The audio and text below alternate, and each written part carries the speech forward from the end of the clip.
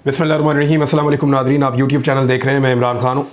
साबिक़ वज़ीर-ए-आज़म पाकिस्तान और तहरीक-ए-इंसाफ़ के चेयरमैन इमरान खान साहब ने फ़ाइनल वार्निंग दे दी है अपनी कॉल के लिए।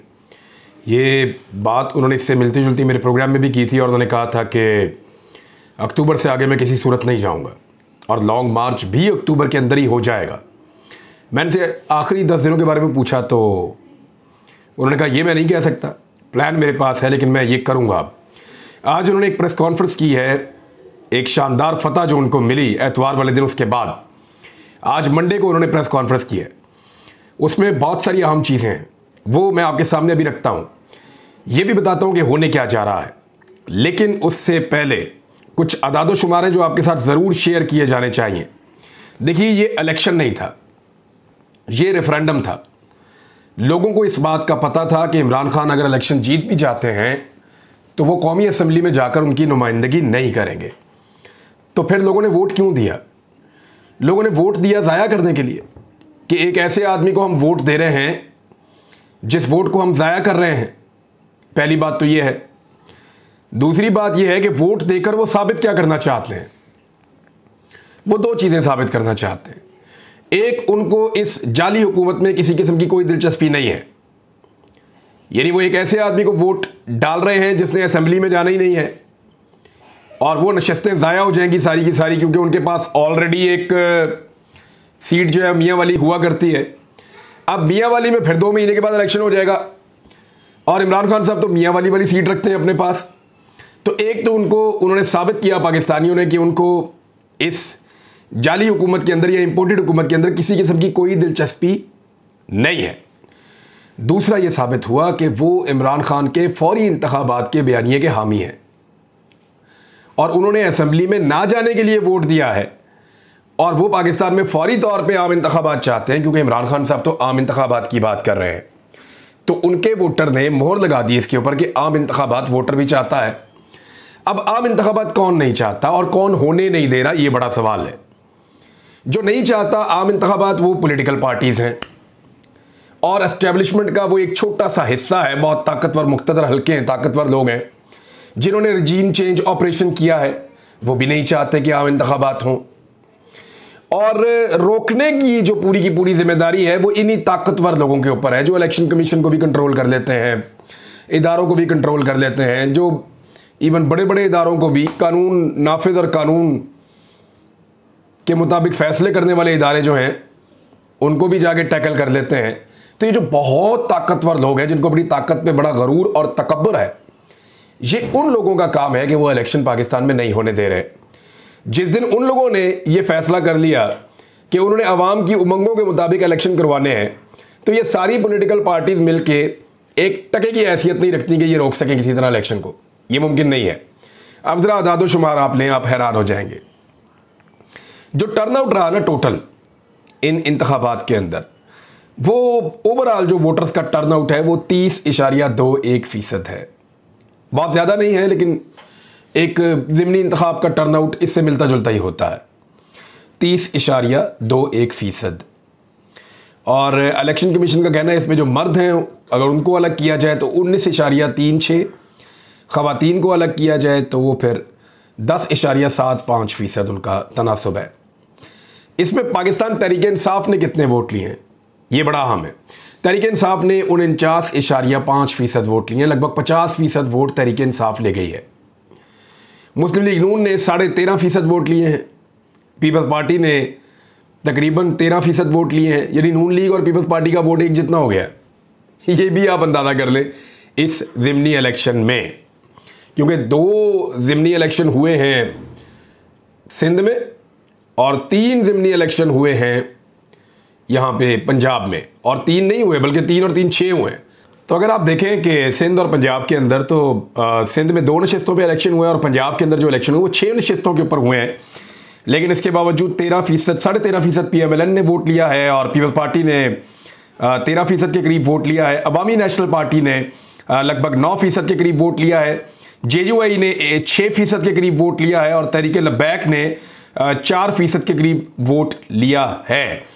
ये सब की हालत हो गई है। और ये हुई क्यों है? क्योंकि ज़बरदस्ती अवाम के ऊपर मुसल्लत होकर बैठे हुए हैं। अगर ये ज़बरदस्ती मुसल्लत ना हो और NRO 2 ना करते और इमरान खान साहब को उनका दौरे इक़्तिदार पूरा कर देते या फौरन इलेक्शन में चले जाते, तो इतनी बुरी दुर्गत इस पॉलिटिकल पार्टी की ना बनती। उस वक्त इनको लग रहा था कि हर हाल में इनको हुकूमत मिलनी चाहिए और इमरान खान के खिलाफ दोबारा इलेक्शन में नहीं जाना चाहिए। उस वक्त इन सबको ये लग रहा था। लेकिन आज ये सब ये जरूर सोच रहे होंगे कि उस वक्त अगर ये इलेक्शन में चले जाते तो बात बन जाती। अब पाकिस्तान तहरीक इंसाफ का जो वोट बैंक है वो बड़ा है। हर हल्के के अंदर अगर आप देखें तो उनका 37% से बढ़ के जो वोट बैंक है परसेंटेज में वो पहुंच गया है 49% तक। मुख्तलिफ लोग इसको मुख्तलिफ जो है वो लिबादे पहना रहे हैं, अपने अपने तज्जिए कर रहे हैं, लेकिन हकीकत ये है कि जितने भी ज़िमनी इंतखाबात हुए हैं जब से इमरान खान साहब की हुकूमत गई है, उन्होंने 75% कामयाबी समेटी है और हासिल की है। ये एक बहुत ही अजीब किस्म की मिसाल है। एक ही असम्बली से 11 नशिस्तें कोई शख्स जीत गया कौमी असम्बली की, ये भी वर्ल्ड रिकॉर्ड है। यानी इमरान खान साहब इसी असम्बली में 5 सीटें जीत कर MNA बने थे और इस मरतबा दोबारा 6 नशिस्तें जीत कर वो MNA बने हैं। तो इमरान खान साहब टोटल 11 सीटें जीत चुके हैं और पाकिस्तान के पूरे लैंडस्केप पे मुख्तलिफ इलाकों से उन्होंने ये जीती हैं। तो ये एक बहुत बड़ी कामयाबी करार दी जाएगी किसी भी पॉलिटिकल लीडर की और एक रिकॉर्ड होगा। अब हुकूमत उसके बाद बहुत गुस्से में है।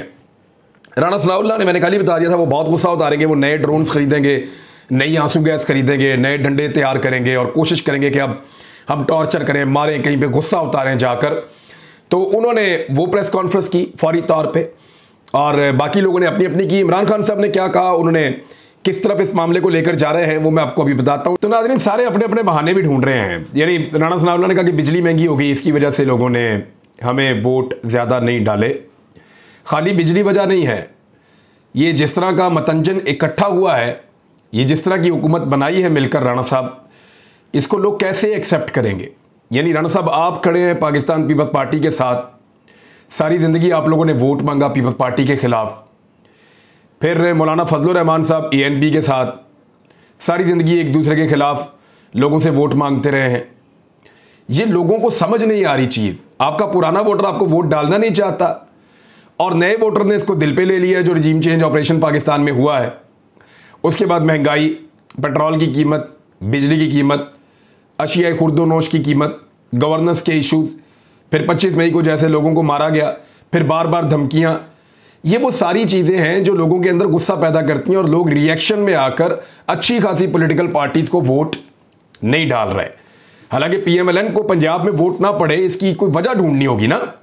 आबिद शेर अली एक मजबूत तरीन उम्मीदवार है और आबिद शेर अली का दावा था, और साथ में ननकाना वाली सीट, ये 2 सीटें जो चुनी गई थी वो इसलिए चुनी गई थी कि यहाँ से 100% जीतने के इम्कानात थे, लेकिन दोनों से हार गए। बाकी सीटें जहाँ से चुनी गई वहाँ से भी हार गए। तो ये बड़ा बदकिस्मत जो है वो माहौल बना हुआ है और राणा सनाउल्लाह साहब और उनकी पार्टी एक्चुअली हकीकत जानती है कि ये क्यों हो रहा है। वो जितनी जल्दी इलेक्शन में चले जाएंगे उतनी जल्दी उनकी जान छूट जाएगी। लेकिन इलेक्शन में जिन्होंने लेकर जाना है, जिन्होंने एल्फी लगाई हुई है इस इत्तेहाद को, वो अपनी एल्फी पीछे से नहीं निकाल रहे।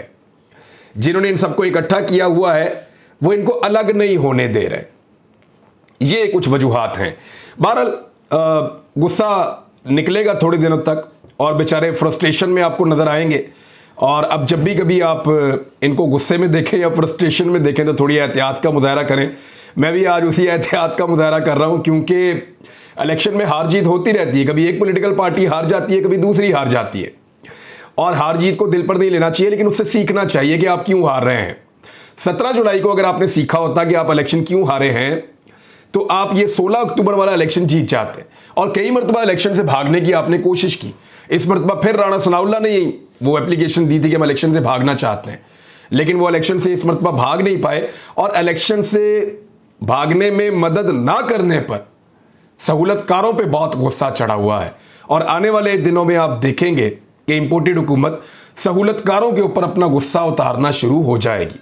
और दूसरी एक और खबर है, वो फिर बुरी खबर है, मैं आपके सामने रख देता हूँ। इसहाक डार साहब जब से वज़ीर ख़ज़ाना आए हैं अब बुरी खबरें ही आएंगी। उधर LC पेंडिंग छोड़ी हुई है। जिस वक्त भी पाकिस्तान में माहौल खोला जाएगा और इंपोर्ट और एक्सपोर्ट को खोला जाएगा और LCs को यानी जो पेंडिंग की हुई हैं उनका स्टेटस जो है वो क्लियर किया जाएगा, तो फिर आप देखिएगा डॉलर कहाँ पे शूट करेगा। इसहाक डार साहब जाली तरीके से चीज़ों को कंट्रोल कर रहे हैं, लेकिन पेट्रोलियम मसनूआत में एक बड़ा ज़बरदस्त फ़ायदा आवाम को दिया जा सकता था, वो इसहाक डार ने नहीं दिया। आलमी मंडी में पेट्रोल की कीमतें लगातार कम हुई हैं, उसका फ़ायदा पाकिस्तान की आवाम को मिलना चाहिए। बड़े लंबे अरसे से बार बार कहा जा रहा है कि यह फ़ायदा आवाम को मुंतकिल किया जाए, लेकिन इसहाक डार ने इस मरतबा भी ये फ़ायदा आवाम को मुंतकिल नहीं किया। और अब पाकिस्तान में जो पेट्रोलियम लेवी है वो कहाँ पहुँच गई है, ज़रा ये आप देख लें।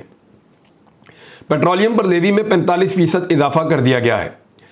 पेट्रोल पर डेवलपमेंट लेवी 47 रुपये 26 पैसे फी लीटर कर दी गई है।